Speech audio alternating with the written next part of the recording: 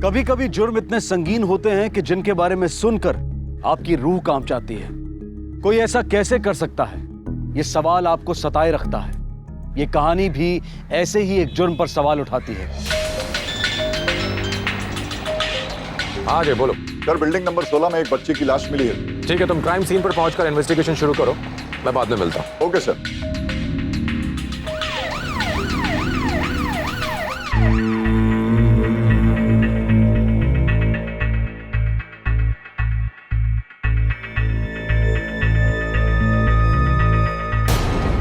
उसकी बॉडी पर भी वैसे ही मार्क्स हैं। हाँ सर, इसे भी गला घुट के मारा गया है। ये स्ट्रेंगुलेशन मार्क देख रहे हैं आप?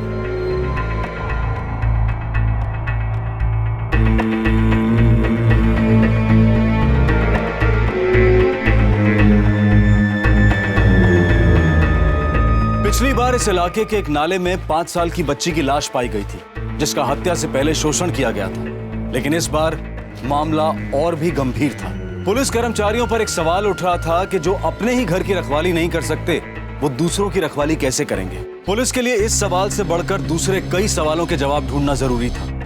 आखिर 2 मासूम बच्चियों की बड़ी बेरहमी से हत्या कर दी गई थी। सर, बॉडी को पोस्टमार्टम के लिए भेज दिया है, लेकिन पैटर्न वही पिछले महीने वाली लाश जैसा लगता है सर।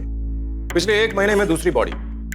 कोई एक 8 साल की बच्ची को पुलिस क्वार्टर की छत पर ले जाता है, लेकिन उस बिल्डिंग में रहने वाले किसी भी पुलिस ऑफिसर ने कुछ नहीं देखा। इसका मतलब यह हुआ कि जिसने भी यह जुर्म किया है वो उस बिल्डिंग में रहने वाले लोगों से वाकिफ था, यानी कि उसका वहां पर रोज का आना जाना था। या फिर सर, वो बिल्डिंग में ही रहने वालों में से कोई एक है। हो सकता है। एक काम करो, बिल्डिंग नंबर 16 में जितने भी लोग आते जाते हैं रोज, उन सब से पूछताछ करो। सर। देखो शायद कुछ पता चले। Okay sir.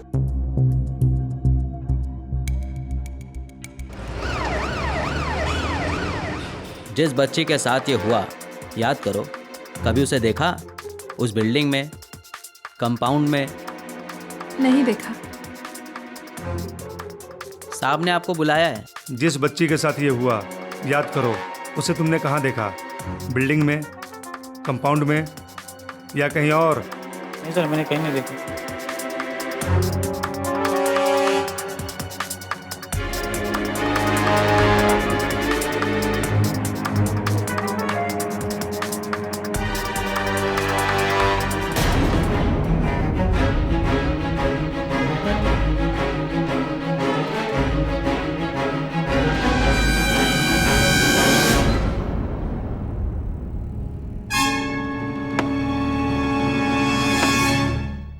Sir, postmortem report आ गई है। बच्ची के साथ रेप हुआ है और गला घोटकर हत्या की गई। रूही की लाश पर किसी और शख्स का डीएनए पाया गया। एक काम करो, बच्ची के माँ बाप को इन्फॉर्म कर दो। Okay sir. और उनसे कहो कि वो बॉडी ले जा सकते हैं।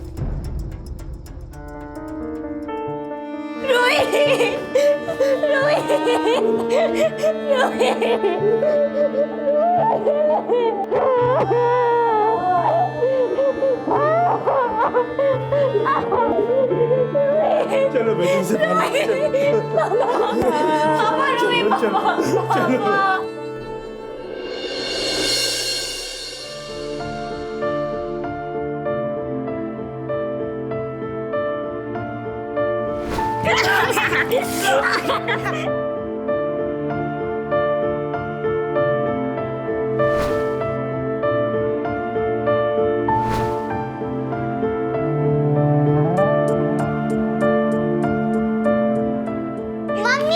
मम्मी देखो ना शेफाली दीदी क्या कर रही है, मुझे पढ़ने नहीं दे रही है। रूही शेफाली काय चाललंय दोघांचं तुम्ही? और शेफाली तुम इतनी बड़ी हो गई फिर भी तुम्हें अक्ल नहीं है ना? कितना मस्ती करती रहती हो। रूही रूही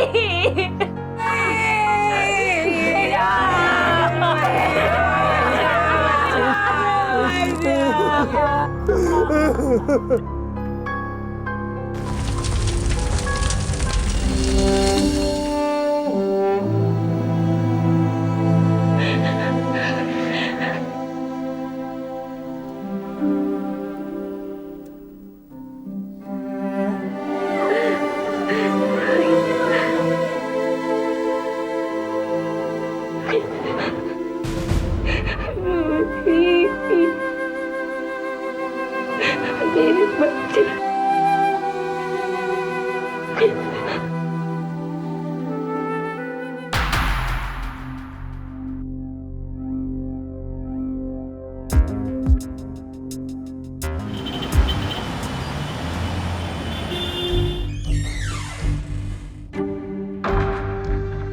सर, रूही शर्मा की फैमिली आई है, वो आपसे बात करना चाहती है। बुलाओ। Yes sir.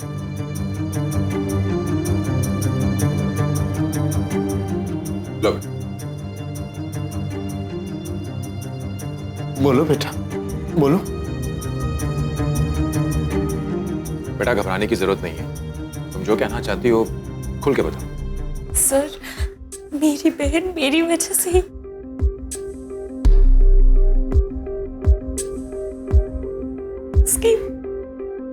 उसकी मौत की वजह मैं हूं। अब तुम क्या कहना चाहती हो बेटा? थोड़ा खुल के बताओ, साफ साफ बताओ। बोलो बेटा, बोलो। सर, मैं एक ऋषि नाम की लड़की को जानती हूँ। वो मोहल्ले की हर लड़की को छेड़ता है, मेरे पीछे भी पड़ गया था। सुनना, क्यों इतना भाव खा रही है रे? और जब मैं नहीं मिली तो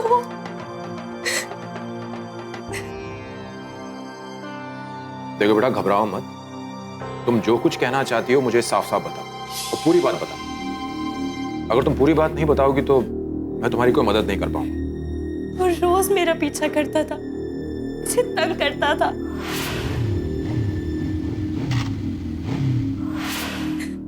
मैं कुछ नहीं कर पाती थी क्योंकि मैं डरती थी। वो प्लीज क्यों हमें परेशान करो, जाने दो ना।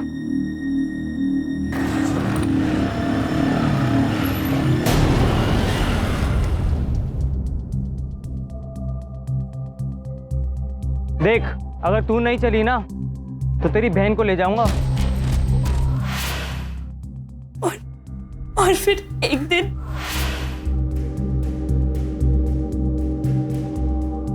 मुझे नहीं चाहिए। आप ले लो, आपके लिए लेके आया मुझे नहीं। हूं। तो चॉकलेट खाओगे आप?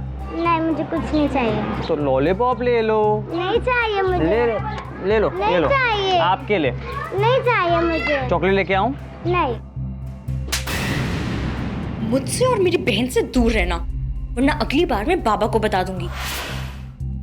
क्योंकि उसके पापा पुलिस में है। अब बताओ, उस ऋषि का पूरा नाम क्या था? ऋषि जाधव। क्या नाम बताया? ऋषि जाधव। ऋषि जाधव?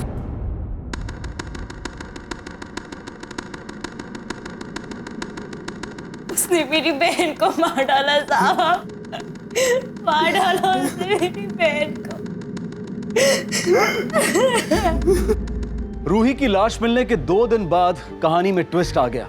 शेफाली के बयान से इतना तो साफ हो गया था कि ऋषि के पास रूही को मारने का मोटिव था, लेकिन जांच अब तक पूरी नहीं हुई थी। पर सबसे बड़ा सवाल यह था कि आखिर ऋषि कहां गायब था और क्या उसके कारनामों के बारे में उसके पिता को जरा भी अंदाजा था? अरे गावकर, तू ये ना। मैडम, ऋषि भाऊ आहे का? नहीं रे, 3 दिन से घर नहीं लौटा। क्या रे? सर, ये तू जा।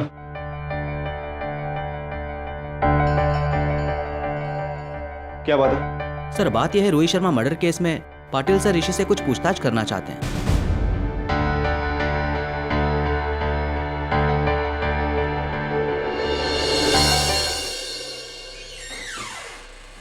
सर, टेलीफोन कंपनी से ऋषि यादव के कॉल के रिकॉर्ड्स आ गए हैं। ओके। पिछले 2 दिन से इसका फोन बंद आ रहा है और इसका आखिरी नोन लोकेशन अंधेरी ईस्ट दिखा रहा है। और इसने आखिरी 2 कॉल्स एक ही नंबर पे किए। इससे पहले भी उसने कई बार इस नंबर पे कॉल किया है। पता करो कि ये नंबर किसका है। देशमुख ये नंबर लो और इसके कॉल डिटेल्स निकालो। जी सर। पाटिल, यादव बाबू आप ऋषि को तुमने क्वेश्चनिंग के लिए बुलाया, क्या सबूत है उसके खिलाफ? यादव बाबू, ऋषि पिछले 3 दिनों से गायब है और आपने अभी तक उसकी मिसिंग रिपोर्ट तक नहीं लिखाई। तुम ऋषि को इतनी अच्छी तरह से नहीं जानते। 3-4 दिन दोस्तों के घर रहना उसके लिए तो आम बात है। लेकिन हर बार जब वो घर से बाहर रहा है, उसके घर की छत के ऊपर लाश भी तो नहीं मिली। और इस बार ऋषि के खिलाफ मरने वाली लड़की की बहन ने स्टेटमेंट भी दर्ज किया है। देखो यादव, मैं समझ सकता हूं कि तुम एक इंस्पेक्टर होने के साथ साथ एक पिता भी हो। और इस केस की तहकीकात के दौरान मैं सिर्फ इतना जानना चाहता हूं कि मेरी मुलाकात एक पिता से होगी या फिर इंस्पेक्टर प्रणव जाधव से।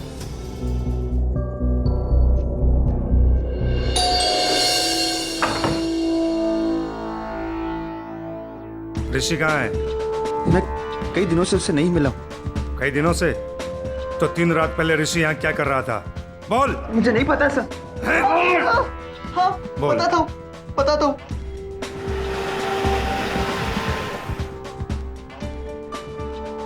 ऋषि के लोकेशन का पता चल गया?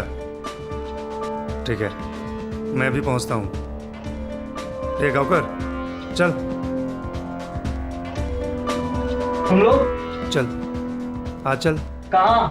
चल पुलिस स्टेशन, सब पता चल जाएगा। चल पुलिस स्टेशन। पापा को पता है कि तुम लोग मुझे लेने आए हो? हाँ चल, तुझे पता चल जाएगा। चल। पिछली 3 रातों से कहां थे तुम? फ्रेंड के घर पे था, पढ़ाई कर रहा था। पढ़ाई कर रहे थे या फिर पार्टी कर रहे थे? तुम्हें तो यह भी पता नहीं होगा कि तुम्हारे घर की छत पर रूही की लाश मिली है। उस छोटी सी बच्ची का रेप करके बेरहमी से मर्डर कर दिया गया है। तुम दोनों बहनों का पीछा किया करते थे, उन्हें तंग करते थे। ऐसा कैसे बोल सकते हो सर? मैं लाइक करता था शेफाली को, बस, और कुछ नहीं। मैंने कभी उसके साथ जबरदस्ती करने की कोशिश नहीं की। तुमने रूही को तंग किया था और शेफाली ने तुम्हें थप्पड़ मारा था। गुस्सा तो आया होगा तुम्हें? गुस्सा तो बहुत आया था सर, पर मैंने सोचा जाने दो।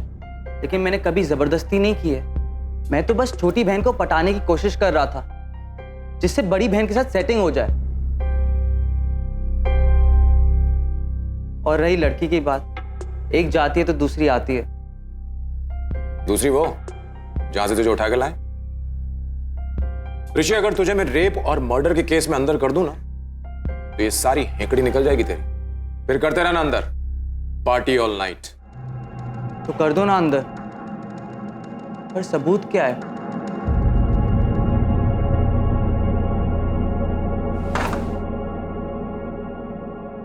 किधर जा रहे तू? हाँ, एक फोन करने को नहीं होता? अरे आई, तू टेंशन क्यों लेती है? मैं छोटा बच्चा नहीं हूँ। अच्छा, मुझे बहुत तेज भूख लग रही है, कुछ खाने को बना दे प्लीज।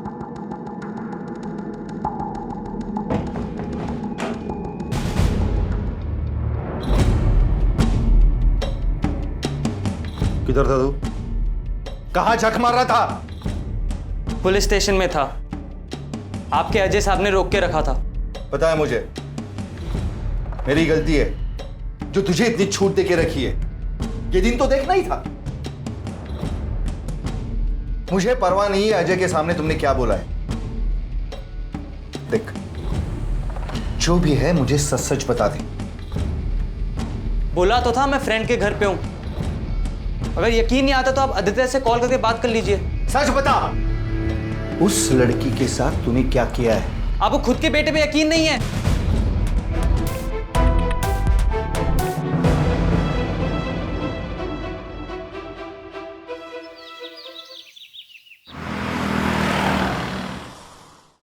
सर, ये फाइल।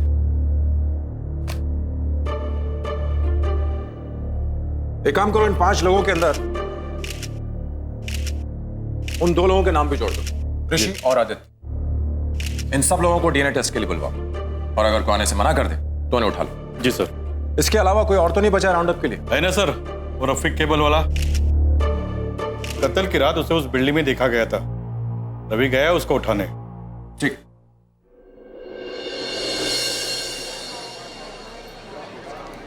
बिल्डिंग नंबर 17 में केबल कनेक्शन ठीक किया क्या? अरे हाँ रे, करके आया ना। ये देख, सेट ऑफ बॉक्स रिप्लेस किया। हाँ तो ठीक कर देना।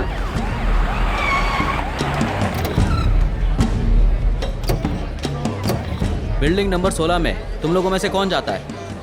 मैं जाता हूँ साहब। और 6 तारीख की शाम को कौन गया था? वो तो मैं गया था सर, ये तो ड्यूटी पे गया हुआ था। अच्छा चलो सर। चलो साहब चलो मैं बताता हूँ। साहब हुआ क्या साहब? क्या किया इसने साहब?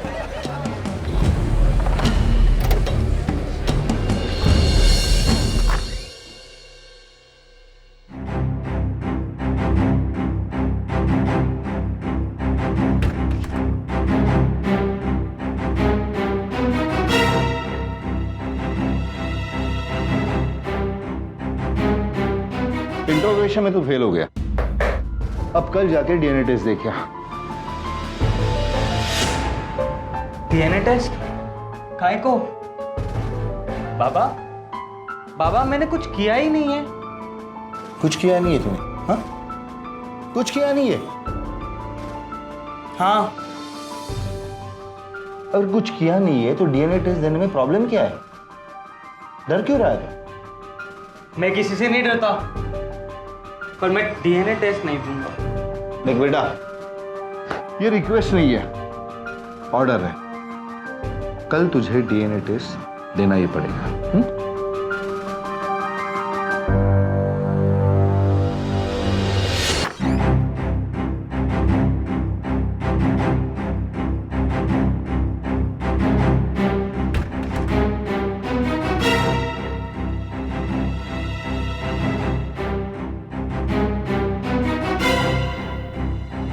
इंट्रोगेशन में तो फेल हो गया, अब कल जाके डीएनए टेस्ट देखिए।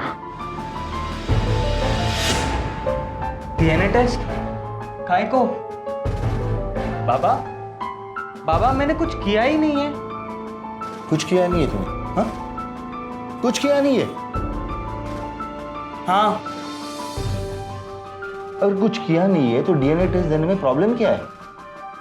डर क्यों रहा है? मैं किसी से नहीं डरता, पर मैं डीएनए टेस्ट नहीं दूंगा। देख बेटा, ये रिक्वेस्ट नहीं है, ऑर्डर है। कल तुझे डीएनए टेस्ट देना ही पड़ेगा।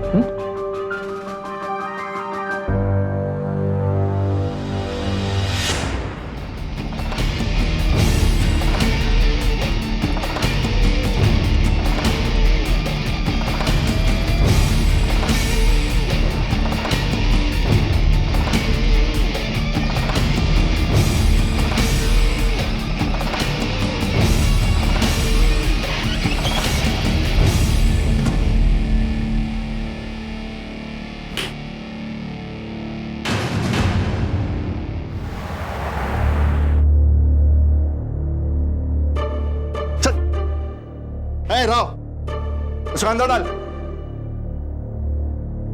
तेरे को बोला ना अंदर डाल, घेऊन जा त्याला।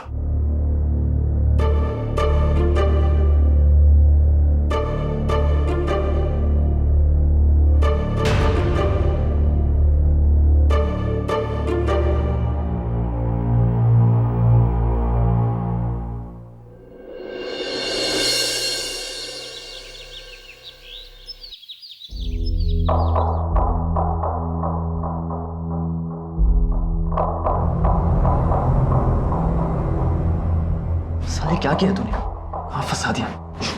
चुपचाप बैठा रहे।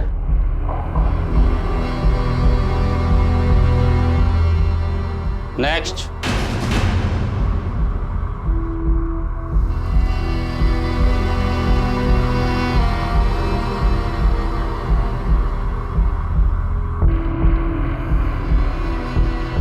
Opening your mouth.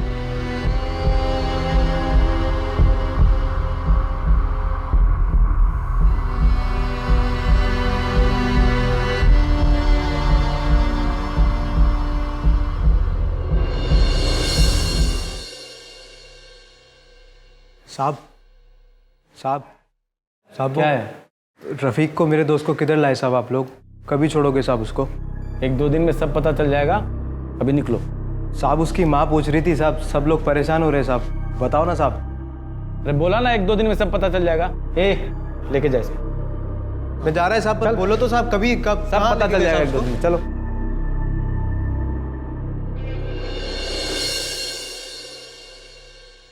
सर, ये ऋषि यादव की ब्लड रिपोर्ट्स है।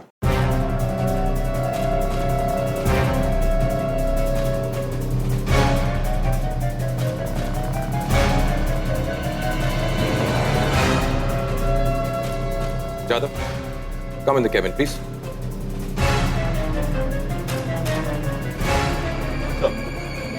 यादव, सारी डीएनए रिपोर्ट्स आ चुकी हैं, पर अनफॉर्चुनेटली किसी का भी प्रोफाइल हत्यारे से मैच नहीं करता है।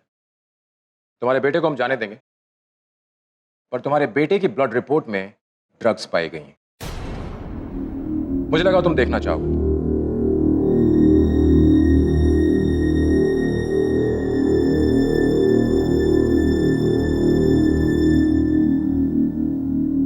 अगर हत्यारा इन 8 में से नहीं है तो फिर कौन है?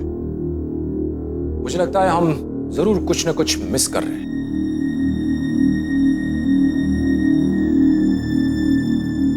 डीएनए टेस्ट के नतीजों से केस सुलझने की बजाय और उलझता गया। सभी सस्पेक्ट्स में से किसी का भी डीएनए लाश पर पाए गए डीएनए से मैच नहीं हो पाया। लेकिन इंस्पेक्टर जादव के सामने ऋषि का एक नया चेहरा आया।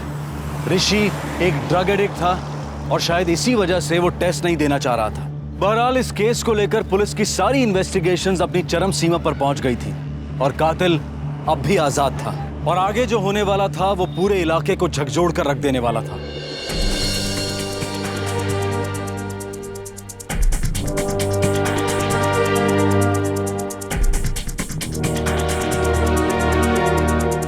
नफीसा बेबी,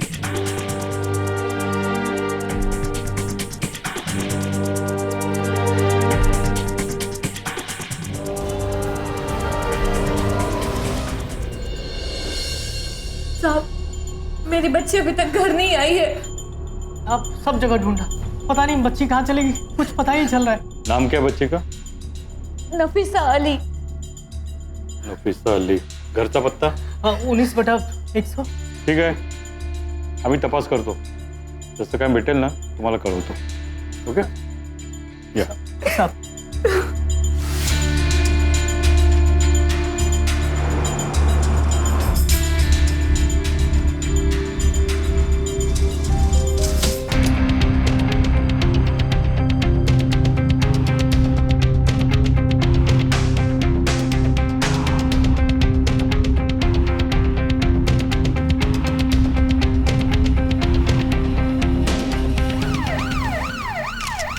क्या रे, ये कैसा हुआ? साहब मुझे कुछ पता नहीं साहब। तू कहाँ गया था? मैं 1 महीने से मुंबई में था ही नहीं, हैदराबाद गया था। अच्छा, ये खोली मेरी है साहब, 2 महीने से बंद है। मैं भाड़ेदार ढूंढने की कोशिश की साहब, लेकिन कोई भाड़ेदार मुझे मिला ही नहीं। बॉडी काफी डिकम्पोज हो चुकी है, जिसकी वजह से चेहरा एकदम बिगड़ गया है।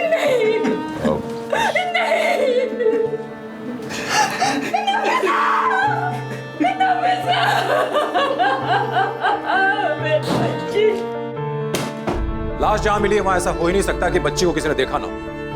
तुम एक काम करो, बच्ची का फोटो लो और 4-5 किलोमीटर के रेडियस में सबसे पूछताछ करो, सबसे। Okay sir.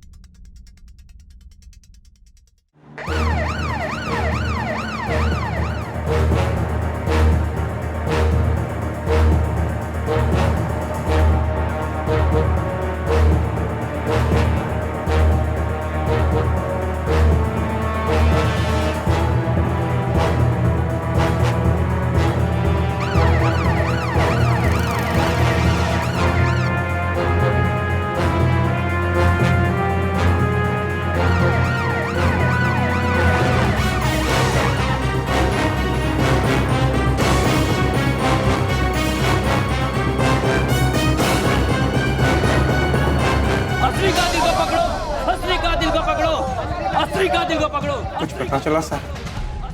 तहकीकात चल रही है। ऐसा कब तक बोलोगे साहब? और कितना इंतजार करें साहब? और कितना इंतजार करें आप? देखिए हम लोग बहुत जल्द कातिल को पकड़ लेंगे, आप बेफिक्र रहिए। अरे आप लोग शांत रहिए, पुलिस अपना काम कर रही है। अरे इन लोगों को पता है यार असली कातिल कौन है, लेकिन फिर भी छुपा रहे हैं क्योंकि पकड़ तो सकते हैं नहीं। आप किसी की हत्या होती है तो इसका जिम्मेदार आप लोग होंगे। आप लोग होंगे इसके जिम्मेदार। अरे आप लोग शांत रहिए, पुलिस अपना काम कर रही है। अरे क्या काम कर रही है पुलिस? फिर से वही मोडस ऑपरेंडी, फिर से रेप, फिर से गला घोट करके हत्या। सर, हैदराबाद पुलिस ने कंफर्म किया है कि रमजान अली कत्ल के वक्त हैदराबाद में ही था। ये देखिए रिपोर्ट। वो वहां पर 20 दिनों के लिए था ना? जी सर। और कत्ल हुआ, इसका मतलब रमजान अली हत्यारा नहीं हो सकता। अच्छा, उसके दरवाजे पर जो ताला लगा था जिसको हमने तोड़ा, उस पर कुछ फिंगरप्रिंट्स मिले थे, उनका कोई मैच मिला? नहीं सर, हमारे रिकॉर्ड्स में तो ऐसा कुछ भी नहीं मिला। नफीसा की जो ये पोस्टमार्टम रिपोर्ट है, इसमें उसका ब्लड ग्रुप है O पॉजिटिव, और उसकी लाश पर जो खून का धब्बे मिले थे उसका ब्लड ग्रुप था AB पॉजिटिव, राइट? और यही नहीं, नफीसा के नाखूनों में जो बाल मिले उसका DNA और खून के धब्बों का DNA सेम है। तीनों लाशें इन 3 जगहों पर पाई गई। इसका मतलब यह हुआ कि हत्यारा इसी इलाके के बीच में कहीं छुपा हुआ है। हत्यारे का ब्लड ग्रुप AB पॉजिटिव है, यह हम सब जानते हैं। अब इस इलाके में कितने लोग होंगे जिनका ब्लड ग्रुप AB पॉजिटिव होगा? उन सब लोगों को राउंड अप करो और उनमें से कातिल को छांटने के लिए उनका DNA टेस्ट करवाओ, सबका। सर, इस तरह से तो 500-600 लोगों के टेस्ट कराने पड़ जाएंगे। करो, मजिस्ट्रेट की परमिशन चाहिए, उसका बंदोबस्त मैं करता हूं। हर घर में जाओ और 15 साल से बड़ी उम्र के हर आदमी का ब्लड टेस्ट करो, हर एक आदमी का। Okay sir. पुलिस के सामने इस वक्त एक असाधारण चुनौती थी। इतनी बड़ी कॉलोनी के सभी पुरुषों का ब्लड टेस्ट करवाना कोई बच्चों का खेल नहीं था। हत्यारे को जल्द से जल्द ढूंढना सबसे ज्यादा महत्वपूर्ण हो गया था, क्योंकि जब तक वो बाहर था इलाके की कोई भी बच्ची उसका चौथा शिकार बन सकती थी। अरे कोई है? अरे ब्लड टेस्ट करना है। आइए। कोर्ट का ऑर्डर है, ब्लड टेस्ट करना है। जाओ गाड़ी में जाके चेक करके लेके आओ।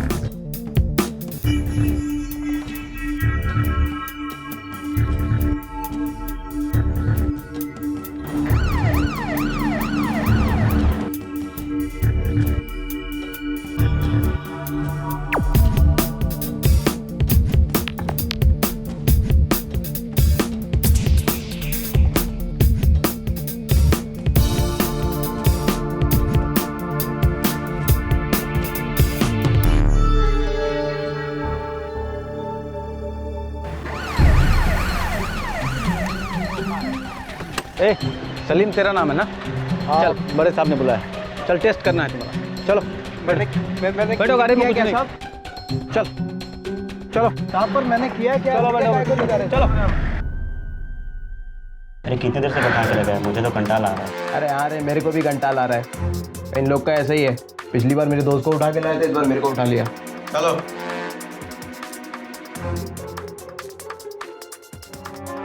Open your mouth. काय को खोलने का है मुंह? अबे खोलना, बोल रहे हैं डॉक्टर साहब, समझ नहीं रहे हो? खोलो। Open your mouth.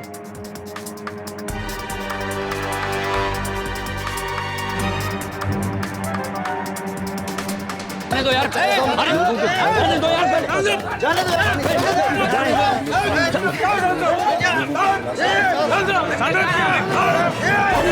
शांत हो जाइए, शांत हो जाइए, शांत हो जाइए, शांत हो जाइए। हमको क्यों शांत करा रहे हो साईं? खूनी लोगों को तो आपने छोड़ दिया और हम गरीबों को आप पकड़ रहे हो। ये अच्छी बात नहीं है। देखिए, ऐसा कुछ भी नहीं है, ये सिर्फ एक छोटी सी फॉर्मेलिटी है। इन लोगों को आज ही छोड़ दिया जाएगा, और ये सब हम दरअसल असली अपराधी को पकड़ने के लिए कर रहे हैं। विश्वास कीजिए, हम सब आपके साथ ही हैं, इसलिए प्लीज शांति बनाए रखिए। लोगों के धैर्य का पारा चढ़ता जा रहा था। एसीपी वसंत कांबले को लगभग हर रोज लोगों को दिलासा देने के लिए आना पड़ रहा था।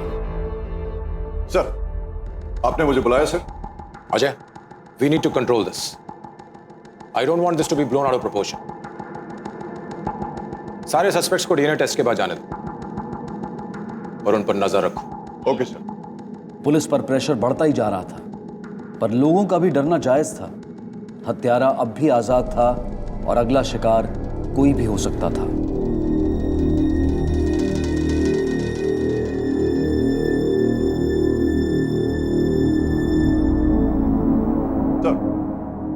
सर, पूछताछ से पता चला है कि नफीसा अली के अगवा होने के दिन उसको 3 लोगों ने देखा था। एक राधिका नाम की औरत, एक ऑटो रिक्शा ड्राइवर जिसका नाम यूसुफ है और भाऊ भोपे। तीनों को बुला। Okay sir. नाव का तुझं? राधिका। उस बच्ची को कहाँ देखा था तुमने? मैं एक बस स्टॉप पे खड़ी थी अपनी विशी मंडली के साथ। वहाँ इस बच्ची को एक आदमी के साथ देखा, सामने वाले बस स्टॉप पे। उस बच्ची को कहाँ देखा था तुमने? सर, मैं पटेल दुकान के सामने खड़ा था, तभी मैंने देखा एक लड़का इस बच्ची का हाथ पकड़ के लेके जा रहा था। एक लड़का इस बच्ची को लेकर मेरे रिक्शे में बैठा था, बोला खूबसूरत स्टोर से जाना है। मैं ले गया साहब। मैं खूबसूरत स्टोर के लिए लेफ्ट ले रहा था, बोला राइट ले लो। तो मैंने कहा कि खूबसूरत स्टोर तो लेफ्ट में है, तो बोला कि मैं जैसा कहता हूँ वैसा करो। अगर अमित कुमार वो सामने आएगा, पहचान लोगे उसे? जी बिल्कुल। हाँ साहब। पहचानो, इनमें से कोई है क्या? नहीं सर। ये? नहीं सर।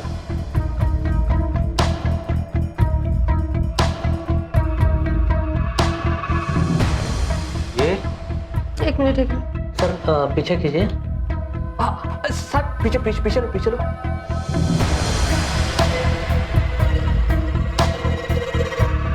हाँ सर, ये तो वही लड़का है। पक्का यही है? हाँ यही है। ये इट्स अ मैच।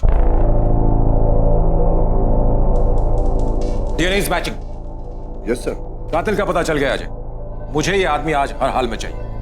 सर, मैं अपनी एक टीम लेकर निकलता हूं।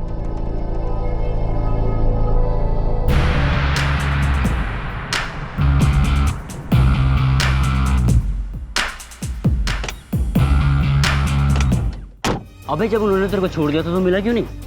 अबे क्या बताओ यार तेरे को, वो पुलिस वाला ना, वो ऐसा ब्रश डाल के ऐसा हिला रहा था, ऐसा कर रहा था जैसे मेरे मुंह में कीड़े लगे हो। तू देखा क्या? साला कीड़े होते हैं पुलिस वाले भी, कुछ भी करते। बॉस, वो एड़े नहीं, तू एड़ा है। डीएनए टेस्ट कराने लेके गए तेरा? अरे मेरा भी हुआ था रे पिछले महीने, जब मेरे को पकड़ के लेके गए थे ना। वो लड़की मरी थी ना, बच्ची, उसी के कातिल को ढूंढ रहे थे। डीएनए टेस्ट क्या होता है भाई? अच्छा यार, मेरे को किसी ने पिछले महीने बताया था कि इससे कातिल का पता लगता है।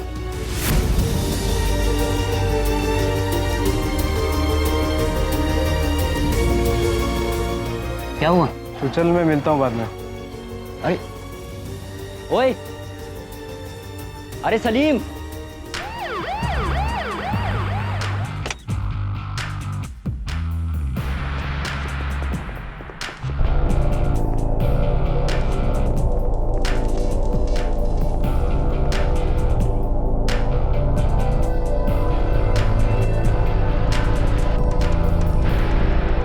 सर सलीम, ए रुक रुक।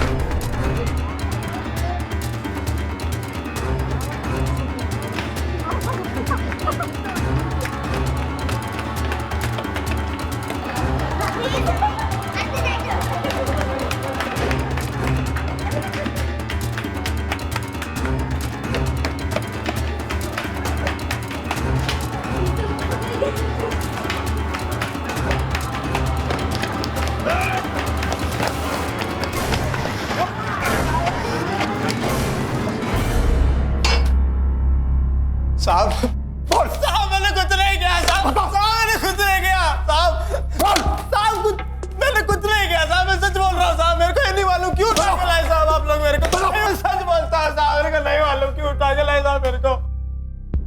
देख, तेरे पास 2 ही रास्ते हैं, सब कुछ सच सच उगल दे, वरना हमें टेढ़ी उंगली करके भी घी निकालना आता है, समझ गया?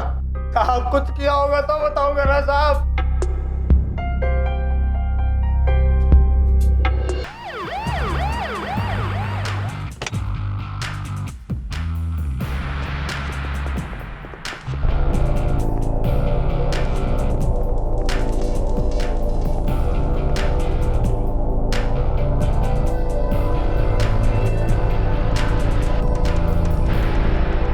सर सलीम, ए रुक रुक।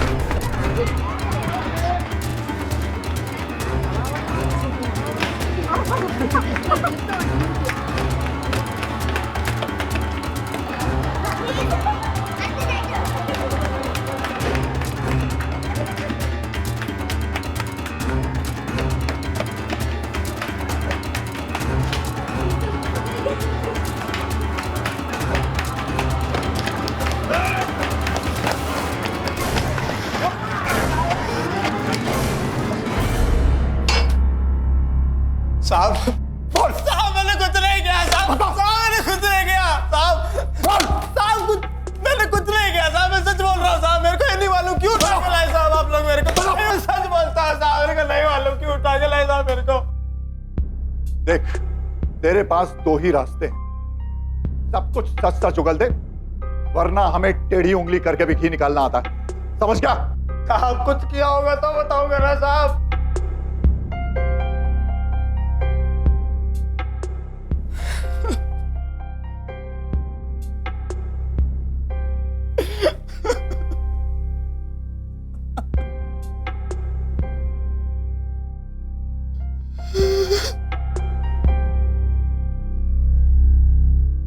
सर मैंने काफी कोशिश की लेकिन वो मुंह नहीं खोल रहा है।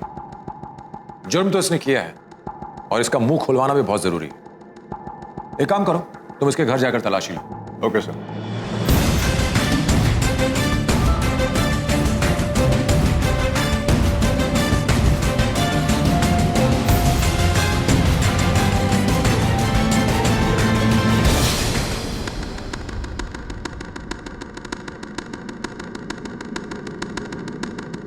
आठ तारीख की शाम को 6 बजे बालवाड़ी से एक 9 साल की बच्ची अगवा होती है। कुछ दिनों के बाद उसकी लाश मिलती है। लाश पर जो डीएनए पाया गया वो तेरा था। इसका मतलब समझता है तू? तुझे तेरी भाषा में समझाऊं?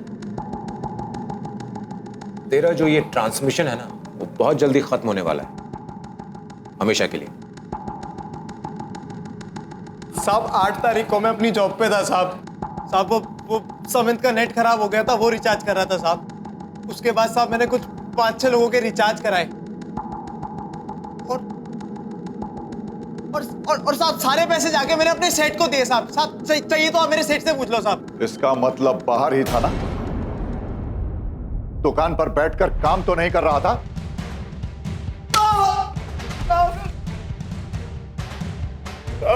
हमें वो हथियार मिल चुका है जिससे तूने गला घोटकर हत्या की, उस पर तेरी उंगलियों का निशान है।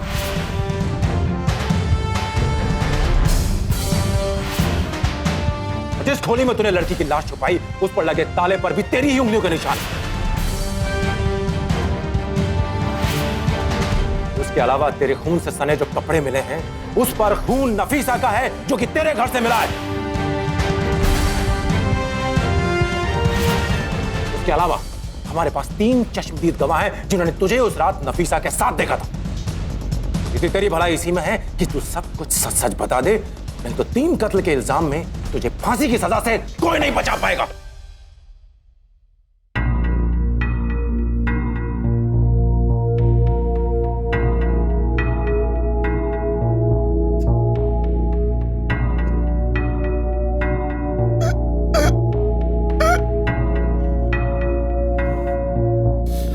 हाँ साहब मैंने किया है साहब,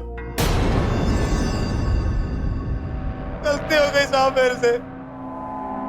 साहब केबल का काम है ना मेरा साहब, तो के घर में आना जाना भी लगा रहता है। लोगों की घरेलू बातें सुनना आम बात थी साहब मेरे लिए।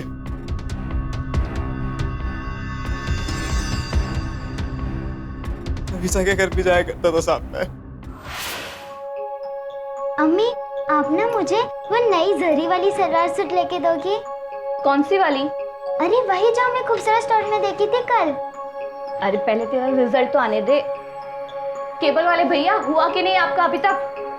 जी ये बस ये चल गया, आप चेक कर लो। आजकल केबल का बहुत कंप्लेंट आ रहा है आपके यहाँ से। बस ये आखिरी बार था, अब कुछ नहीं होगा, अब आप चेक करो।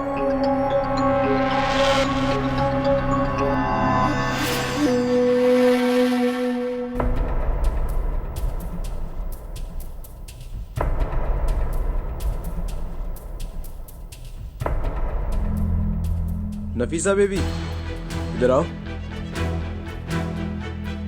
यहाँ पास में ना एक खूबसूरत स्टोर है, तुम्हें वो जरी वाला सूट चाहिए था ना? हाँ मुझे चाहिए। आओ मैं दिलाता हूँ, आओ। फिर क्या किया तूने?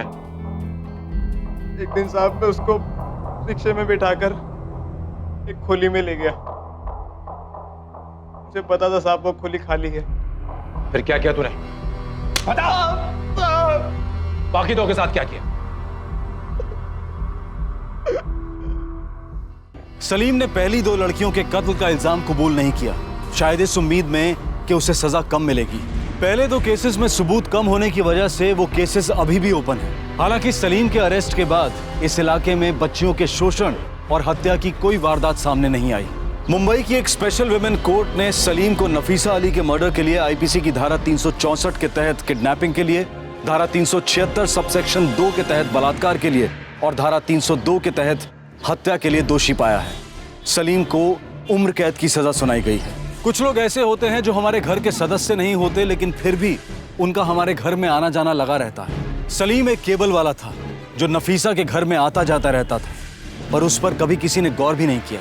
उसने घर की अंदरूनी बातों को सुनकर उन्हीं बातों को अपने फायदे के लिए इस्तेमाल किया और एक घिनौने अपराध को अंजाम दिया। अपने बच्चों को छूट देना अच्छी बात है, लेकिन इस केस के विविध पात्रों से एक बात साफ है, बच्चों के बारे में खबर रखना, उन्हें सही सीख देना और सचेत रखना अपने बच्चों और घर की सुरक्षा के लिए अनिवार्य है। इसी विचार के साथ मैं अनूप सोनी आपसे विदा लेता हूं। फिर मुलाकात होगी अगले एपिसोड में और खुलासा करेंगे एक और जुर्म का। तब तक अपना और अपने परिवार का ख्याल रखें और देखते रहें क्राइम पेट्रोल डायल 100। सबक एक को सीख हम सबको। जय हिंद।